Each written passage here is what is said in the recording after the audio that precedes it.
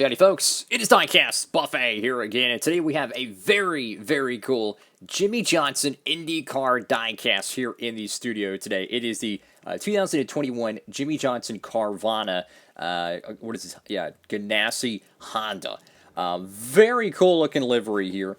Now, he had multiple different paint schemes throughout the season, and I forget the exact race this ran at. I don't know if it was, Barber Motorsports Park, or perhaps, Road America.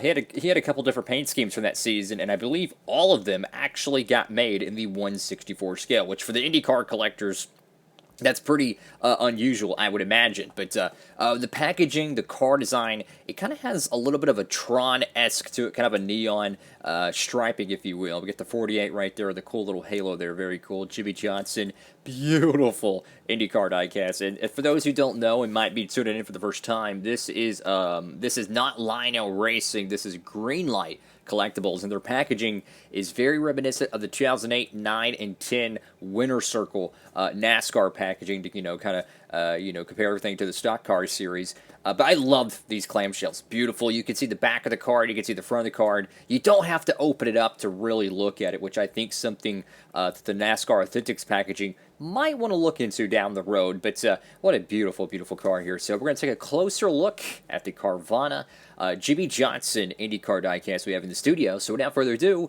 let's go ahead and open it up. Alrighty, folks, right out of the good old package, and the first thing that really stands out to me is the beautiful chrome-lipped wheels on these IndyCar diecasts. Oh my goodness, man, I love when they have chrome wheels, or at least accents of a chrome look to it. And then you have this Tron, kind of a dark navy blue pattern to it. Just what a beautiful-looking IndyCar diecast here, guys. I love it, man. This is such a beautiful, beautiful paint scheme. And let's go ahead and dive right into the review. Of course, pick this one up over there from our friends over there at Circle B Diecast. You can pick up yours as well. If they still have some in stock, they do carry IndyCar diecasts over there. And if you want to save on shipping, use the promo code Diecastbuffet, all one word, no space in between, and you'll get $5 off on shipping for orders $30 or more. So let's go ahead and dive into this one here. Got the 48 right there. Got the NTT IndyCar Series. Got the Honda, which is so weird seeing Jimmie Johnson not drive a bow tie. Really interesting. And, of course, Jimmie Johnson going to, he's going to make the attempt at the Indy 500, and I certainly hope he has a great, great outing in that respective. But you got Carvana right there. You got the main logo for Carvana. On the side front winglets, you have Legion.org. Very, very cool. I love that. That is just such a clean-looking race car, man.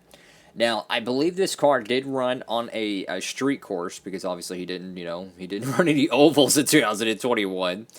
So this is the incorrect aero kit. These 164s are based on the oval aero kit, which basically, for those who really don't know, the oval kit has a small spoiler or rear wing, depending whichever you want to call it. The road courses have a pretty large rear wing kit on there, so that's pretty much the telltale sign, and there's probably some other nuances around the car that varies. But to the left side tub of this diecast here, you get a bunch of really, really small logos. So we're going to go ahead and get a little bit of a closer look here. So you have Honda, once again, NTT IndyCar Series. I'm not sure if that's PPG or something else there. You get Speedway, you get Legion, you get Honda, Carvana once again, and this is a really cool aesthetic to it. You have kind of like this, I'm guessing this is a engine vent, perhaps, to help reduce the temperature inside the engine as the engine's in the back.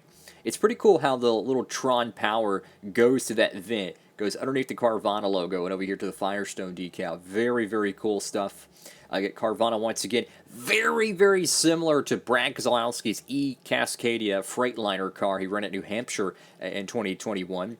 A bunch of really small contingencies on the left side. You can obviously notice, again, I'm trying to, there's a lot of people who don't collect these things or don't know about these things, so I'm trying to point out some variations and differences between the NASCAR diecast from Lionel and Greenlight Collectibles. You can see the rear tires are significantly bigger than the front tires. It's a nice little detail right there. Carvana once again, but you can just see the craftsmanship with the molds of these cars. Like, you can actually see. Look at that. You can see all the way through the floor pan right there the mold for these diecast, the tooling is such a aggressive tooling to it. It looks fantastic. Of course, you have your little yellow square right there. I'm not really sure. Is that a kind of a brake light or a caution light or something? Not really sure. Again, you'd have to ask Robbie Noonan. He knows everything about IndyCar stuff. Let's go to the right side of this diecast here. Beautiful, beautiful looking race car, guys. The kind of a sky baby blue, if you will, with the Tron-inspired pattern on top of a dark navy blue. Very, very cool.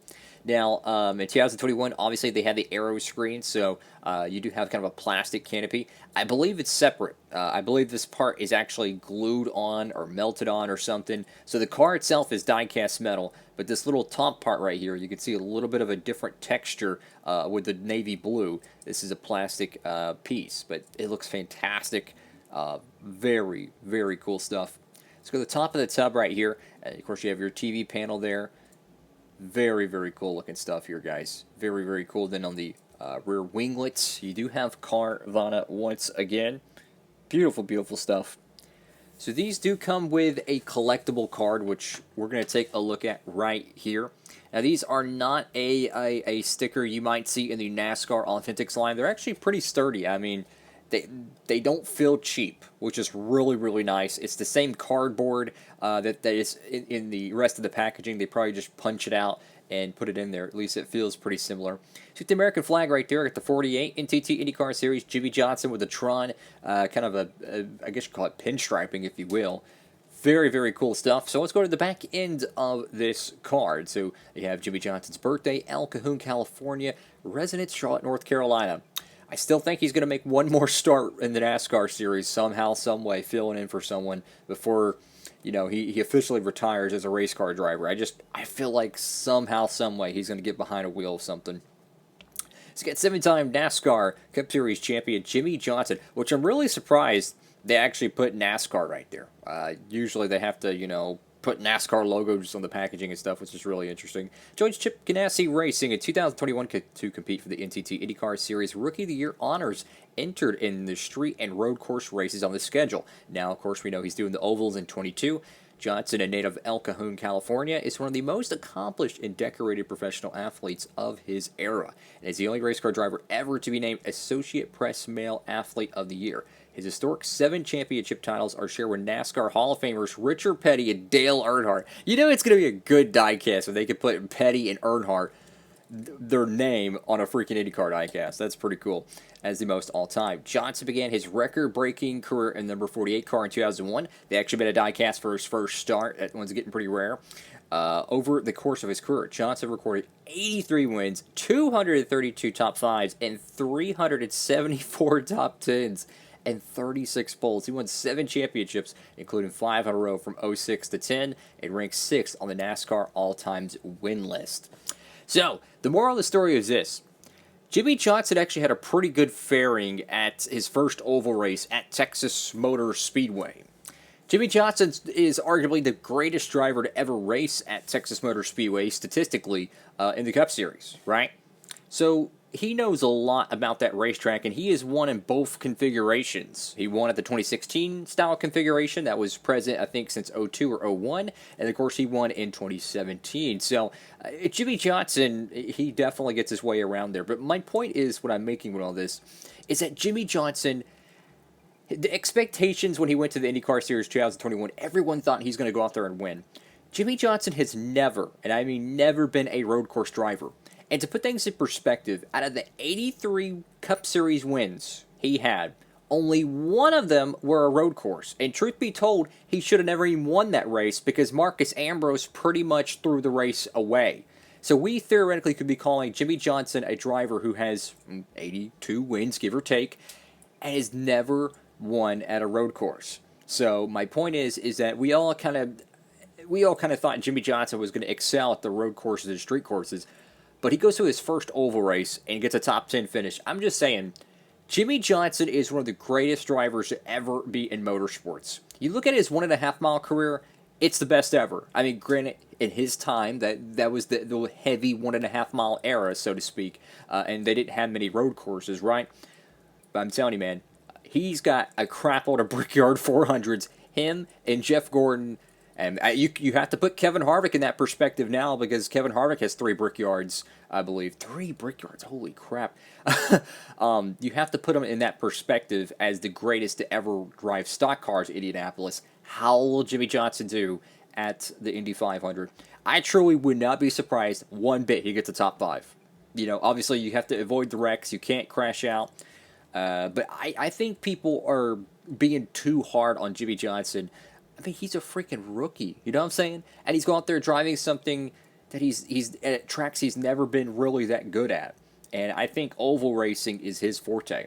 Now, I think this little serial digit code here is actually a production line code. I could be mistaken, because I think this is the batch number. So, like, hypothetically, this would be, okay, you know, 23821145662M would be Jimmie Johnson's Carvana whatever car. But I think this is the actual production number. Correct me if I'm wrong, but I think that is.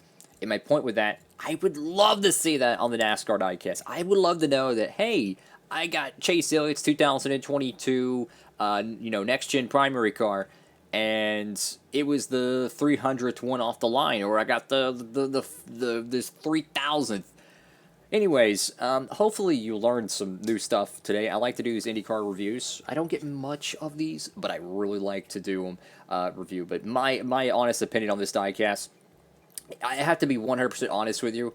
Probably the best IndyCar diecast I have ever seen. The Tron, the Chrome, the Jimmie Johnson, 10 out of 10. 10 out of 10, the best IndyCar paint scheme I've seen.